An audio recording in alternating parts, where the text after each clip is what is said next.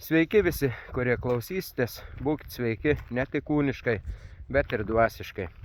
Šį kartą noriu pasidalinti apie išbandymus ir apie atleidimą. Tad pasidalinsiu vieną istoriją, vienu išbandymu tiksliau, kuris nutiko mano gyvenime. 94 metais, kada man buvo 19 metų, mano mama nužudė, žinote, ir jai buvo 39 metai, aš skaitau, kad buvo jaunas dar žmogus. Ir kas atsitiko? Trumpai, jūs jau patys galite įsivaizduoti, aišku, kad netekau už mylimo žmogaus, tai dar mamos. Ir kas atsitiko man? O atsitiko man šitaip. Kada man paskambino ir pasakė, kad mano mama mirusi, kad aš turiu atvažiuoti ją laidoti, aš nuvykau į tą miestą, kadangi gyvenau kitame mieste. Ir žinote, visų pirmiausiai reikėjo vežti dar į kitą miestą, padaryti ekspertizę, kad gaučiau mirties liudijimą ir kad galėčiau palaidoti savo mamą. Tai mano mamos brolis ją išvežė, o aš palikau tvarkyti kitų reikalų. Visų pirmiausia, aš nuėjau į policiją ir paklausiau, ar jie ieško to žmogaus, galbūt rado, kuris tai padarė. Tai policija man pasakė, kad jie dabar neturi laiko, kad aš juos trukdau ir kad eičiau tiesiog lauk. Ateis laikas, sako, mes atrasim, viską padarysim. Žinot, aš labai piktas buvau.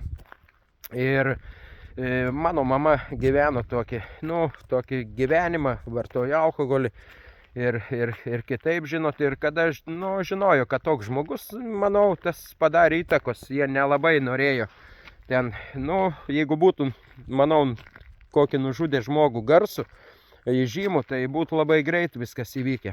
Taip yra gyvenime. Ir žinote, tada aš jiems pasakiau, kad tai tada jūs ir nebeieškokite. Nes kai aš jį atrasiu, jūs jau jo tikrai neberasite. Ir jie suprato, ką aš turėjau omenyje, ir jie norėjo netgi mane uždaryti, bet tikriausiai pagailėjo. Ir čia kaip grasinimas buvo toks, kad aš su juo susidorosiu. Žinot, tikrai manyje tada užgimė didelis kerštas. Aš labai norėjau keršyti. Aš buvau piktas netgi ir ant Dievo. Aš sakiau, Viešpatie, kodėl taip? Mano gyvenime ir taip visokių įvykių. Ir tu dar man šitaip, kad mano brangia mama, su kuria aš tik ir bendravau, su tėvu neturėjau tokios bendrystės labai. Jie išsiskyrė buvo ir sesuo buvo daug mažesnė. Tai su mama dar pakalbėdavom, pabendraudavom, ji dar kažkaip, vis tiek sūnus ir mama turi tą ryšį, vaikai su mama.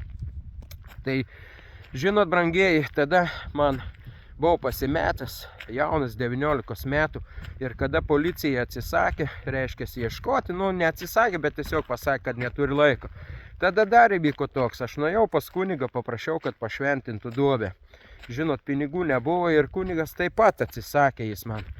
Nėra pinigėlių, tai aš jį, žinot, tiesiai šviesiai pasiunčiau velniop. Ir supykęs verkdamas nuėjau. Paskui dar, kada aš domėjausi, kas ten vyko, aš ieškojau, aš dariau savo tyrimą, reiškiasi, su kuo ten viskas buvo, kaip viskas buvo. Pasirodo, kad norėjau, žinot, negaliu labai įsiplėsti, čia būtų ilga istorija. Bet žinote, tas žmogus, kuris norėjo atimti pinigus ir šitaip sumušė ir jai ant smegenų kraujas įsiliejo, aš ieškojau, kas, kaip ir su kuo buvo. Tai beieškodamas dar sužinojau tokią, kad mano mama, kada nuvežė į ligoninę, ji dar buvo gyva. Jai iškvietė greitąją ir ten dirbo mūsų pažįstama tokia sesutė. Ir jie, čia žinoma, sako, tas žmogus reiškiasi, ir jie tiesiog ten paguldė kažkur kalidoriuje.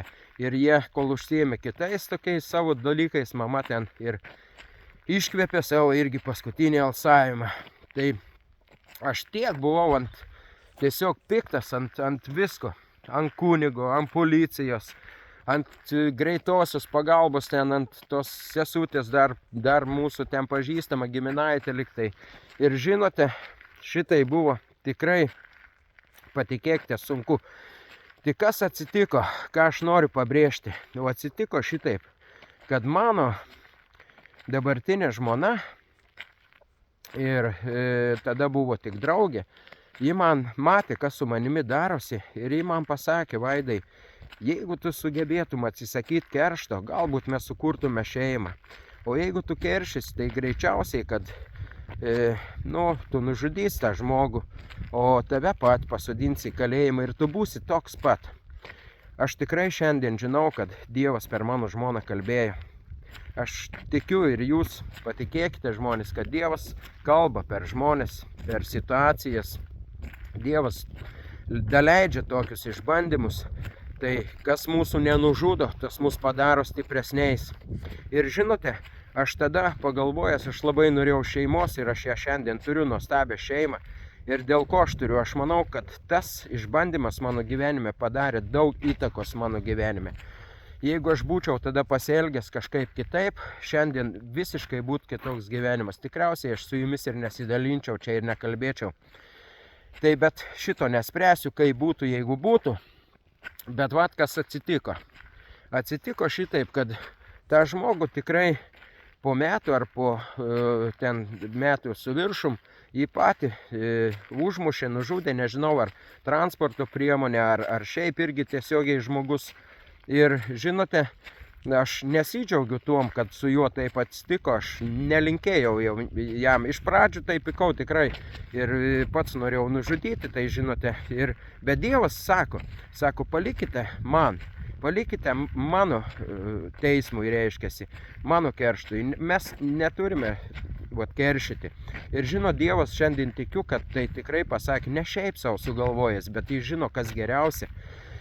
Ir šiandien aš tikrai esu išgydytas, mano žaizdos tos yra išgydytos, kadangi aš atleidau ir tai policijai, ir tai sesutei, ir tam kunigui, ir netgi tam, kuris nužudė mano mamą. Ir žinot, kodėl atleidau? Atleidau mąstydamas, galvodamas, skaitydamas Dievo žodį, gilindamas į Dievo žodį. Ir kada supratau, kad aš esu žmogus ir kadangi dar aš pats, jeigu nieko nesu nužudęs, tai tikrai gali vykti gyvenime. Mes dažnai sakome, šitas toks ir anoks, aš to tikrai nepadaryčiau, kaip jis galėjo šitai padaryti. Ir aš jums papasakosiu tokią pasakėčią. Kada vienuolis užėjo naktį jau temstant į trobelę, o ten, vadinama ragana, taip vadino, ir jis paprašė nakvynės, tai jis sutiko jį priimti tik su tokia sąlyga, kad jis pasirinktų iš 3 dalykų, gal jūs esat girdėję šitą, kad jis arba išgertų alkoholio, arba kažką ten nužudyti turėjo, arba permiegoti su ta ragana, tiesiog kartu su ją miegoti. Ir žinote, jis sako, ne, aš vienuolis, aš tikrai nemiegosiu ir tikrai nežudysiu. Išgerti alkoholio, galėčiau, nes jis išgėrė, reiškia, to alkoholio, rytą metą prasibūdęs, jis buvo padaręs viską.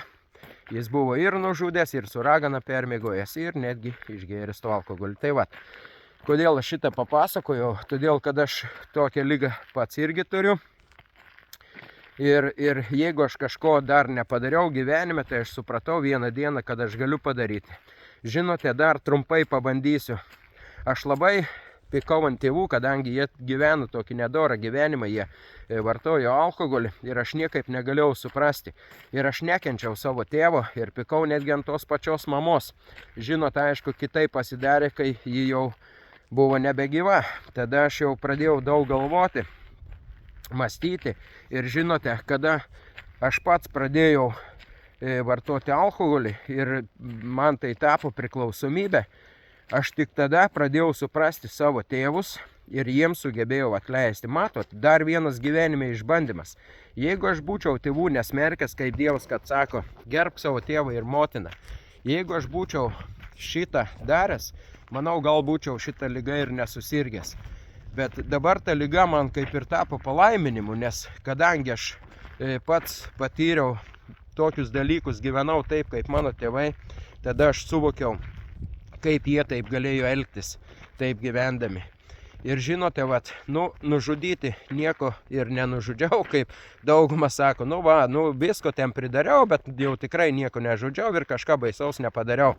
Bet žinote, žmonės, brangieji, jeigu dar šiandien nepadarei ir dar esi gyvas, tai visko dar gali atsitikti. Nežinai, kokį gyvenime gausi išbandymą. Tai vat, ką noriu pasakyti ir pabrėžti, kad tam žmogui, kuriam mes neatleidame, aš per savo patirtį sakau, tam žmogui netgi gali nieko ir neatsitikti šiame gyvenime, kol jis gyvena. Mes ant jo pykstame, mes pasakėme, kad tau niekados gyvenime aš jam neatleisiu. Jis gyvena toliau ir galbūt visiškai ramiai gyvena. Bet aš gyvenau neramiai. Aš su tuo neatleidimu, keršto atsisakęs, bet neatleisdamas, žinot, man taip skaudėjo visur, man tiek buvo žaizdų vidinių. Bet Dievas jas išgydė. Juk mums Dievas yra malda tokia išmokinęs visus krikščionis. Kada sakome, Tėve mūsų malda, ten yra ir atleisk mums, kaip ir mes atleidžiame savo kaltininkams. Tai žinote, jeigu mes neatleidžiame savo kaltininkams, kaip mums Dievas atleis? Jis nori atleisti, bet jam kaip ir surišame rankas. Nes jeigu pats neatleidžiame, kaip galime prašyti Dievo atleidimo, kad mums būtų atleista? Arba netgi ir ne Dievo atleidimo. Kartais tu ateini pa žmogų ir sakai, atleisk, aš ten su tavim kažką pasilgiau negerai. O tas žmogus taip sunku jam yra atleisti. Kodėl? Todėl, kad mes kažkam irgi nesame atleidę. Tai va, brangieji, šitokiu norėjau pasidalinti išbandymu mano gyvenime. Aš jį pragyvenau, daug dar išbandymų yra mano gyvenime buvę, pasidalinsiu kada nors. Bet, vat, manau, atleidimas ir išbandymai, tai va tokie dalykai, kurie vyksta pas kiekvieno žmogaus. O išbandymai būna nevienodi, nes Dievas yra pasakęs, kad Jis neduoda tokių išbandymų, kurio žmogus negalėtų pakelti. Tai va, kas mūsų nenužudo, tas mus padaro stipresniais. Tai šiandien dėkoju Dievui už visą, kas yra atsitikę mano gyvenime. Dėkoju, kad Jis man padėjo šitos išbandymus atlaikyti, kad Jis man nedavė tokių, kaip yra pažadėjęs, kuriuo aš nepakelčiau. Tai brangieji, jeigu jūs kažkas negerai pasidalino palikimą, brolis ar sesuo, jūs šiandien gal nebendraujate jau 20, gal 10-15 metų ir galvojate, kad šitaip kas nors bus geriau, patikėkite, tikrai verta atleisti. Bet reikia prašyti Dievo, nes pačiam žmogui tai tikrai neįmanoma padaryti. Aš tikrai nebūčiau sugebėjęs atleisti už mamos nužudymą tam žmogui, bet su Dievo pagalba tai įvyko. O ar tai gerai, kaip jūs manote, parašykite komentaruose. Iki pasimatymo, brangieji. Būkite laisvi, būkite atlaidus, geros širdies. Iki pasimatymo.